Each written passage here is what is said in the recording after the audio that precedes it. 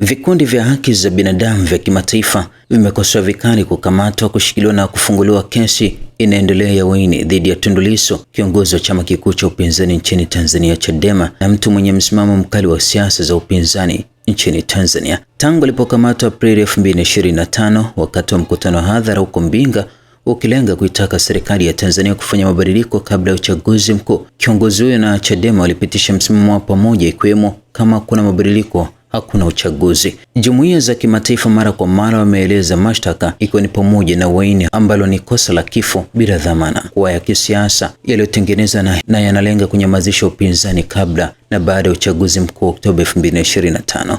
Kufikia Februari 15, 2026, Lissu bado yuko kifungoni na kesi imekuwa ikicheleweshwa, huku ukandamizaji ukiripotiwa katika kesi hiyo. Amnesty International ilitoa wito wa haraka Aprili 2025 kwa kuzitaka mamlaka kumwachilia mara moja bila masharti, ikieleza kukamatwa kwake kuwa sehemu ya ukandamizaji mkubwa wa viongozi wa upinzani. Waliendelea kuangazia kesi yake katika ripoti za Oktoba 2025 kuhusu ukandamizaji kabla ya uchaguzi na taarifa baada ya uchaguzi kuhusu matumizi haramu ya nguvu na ukiukwaji. Human Rights Watch mara kwa mara ameandika kesi hiyo kama unyanyasaji wa kisheria na wa kisiasa. Waliripoti kucheleweshwa mara nyingi kwa kesi yake, walikosoa kufungwa kwake, na huku serikali ya Tanzania ikiunganishwa na ukandamizaji mkubwa kabla na baada ya uchaguzi, upotevu wa watu na mashambulizi dhidi ya nafasi za kiraia. Disemba 2025 waliita ushirikiano wa kimataifa kushughulikia ukandamizaji baada ya uchaguzi, wakirejea kesi ya Lissu. Kamishna mkuu wa haki za binadamu wa Umoja wa Mataifa Volker Turk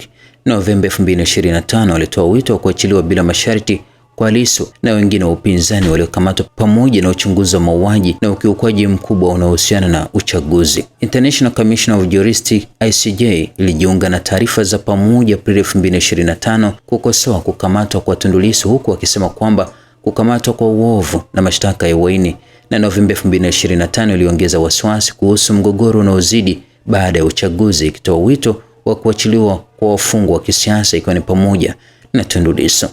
Tume ya Kiafrika ya haki za binadamu na watu katika maazimio yake Agosti 2025 ilionyesha wasiwasi mkubwa kuhusu ukiukwaji, ikiwa ni pamoja na ukandamizaji wa mikutano ya kisiasa inayohusiana na kukamatwa kwa Lissu, utekaji na kukamatwa kinyume cha sheria. Ilitoa wito wa uchunguzi na suluhu dhidi ya matukio hayo. Mashirika kama FIDH, International Federation of Human Rights, Frontline Defenders, katika muktadha mpana, bunge la Ulaya lilitoa maazimio kukosoa kufungwa kwake, na taarifa za pamoja za NGOs mara kwa mara zimeomba kuachiliwa kwake, huku ikitaka kesi za haki na kukomesha ukandamizaji. Baadhi zimeangazia vipengele vya kimataifa, utekaji wa wanaharakati wa kigeni ambao wamekuwa wakifuatilia kesi yake. Katika taarifa iliyotolewa na Human Rights Foundation kupitia katika kurasa zao za mitandao ya kijamii, imetoa taarifa ikitaka serikali ya Tanzania kumwachilia huru Tundu Lissu. HRF ililaani kucheleweshwa kwa muda mrefu kwa kesi ya Lissu, yani short trial, na serikali ya Tanzania dhidi ya kiongozi wa upinzani aliyekamatwa kiolela, pamoja na masharti magumu na ya vikwazo ya kizuizi yaliyowekwa kwake takriban miezi 10 baada ya kukamatwa, kwa kutoa wito wa marekebisho ya kidemokrasia. Human Rights Foundation inajiunga na wito wa kumwachilia huru bila masharti yoyote Free Tundu Lissu, ilisema katika taarifa hiyo.